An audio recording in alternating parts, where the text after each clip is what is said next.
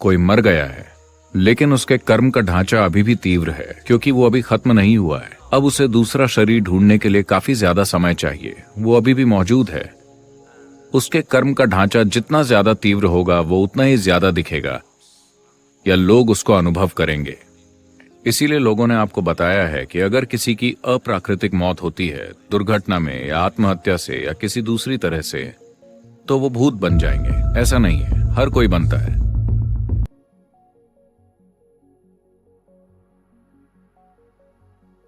तो जब कोई इंसान मरता है तो जाहिर है कि भौतिक शरीर वो चीज है जिसे आपने धरती से उधार लिया था।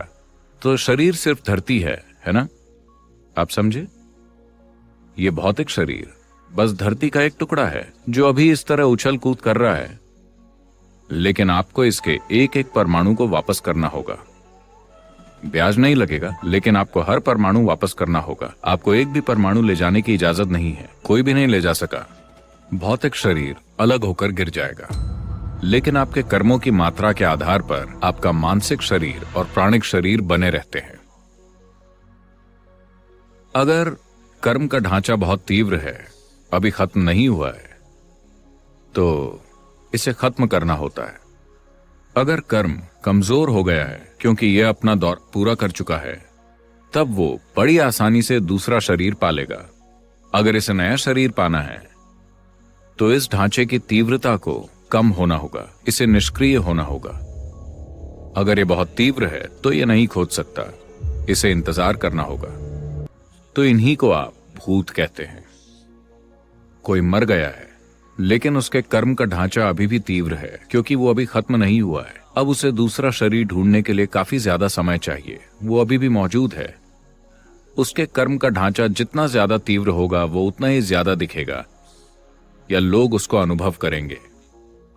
आपके चारों ओर ऐसे अनगिनत प्राणी हैं, चाहे आपको पता हो या ना हो, लेकिन उनमें से अधिकतर को आप अनुभव नहीं करेंगे, क्योंकि उनके कर्म खाली हो चुके हैं। वो बस थोड़ा और खाली होने का इंतजार कर रहे हैं, इससे पहले कि उन्हें एक नया शरीर मिले। लेकिन अगर उनके कर्म बहुत तीव्र हैं, इसीलिए लोगों ने आपको बताया है कि अगर किसी की अप्राकृतिक मौत होती है, दुर्घटना में या आत्महत्या से या किसी दूसरी तरह से, तो वो भूत बन जाएंगे। ऐसा नहीं है, हर कोई बनता है। बस इतना है कि उन्हें आसानी से महसूस किया जा सकता है। वो आपके अनुभव के लिए ज्यादा उपलब्ध हैं, क्योंकि उनका कार्मिक ढांचा ज्यादा तीव्र है। लोग ऐसे प्राणियों को थोड़ा ज्यादा अनुभव कर सकते हैं उनकी तुलना में जो बूढ़े होकर मरते हैं।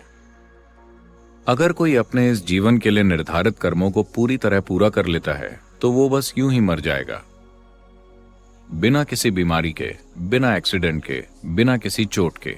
जब कोई व्यक्ति ऐसे मरता है, बस यूं ही, तो वो कुछ घंटों में ही दूसरा शरीर पा जाएगा।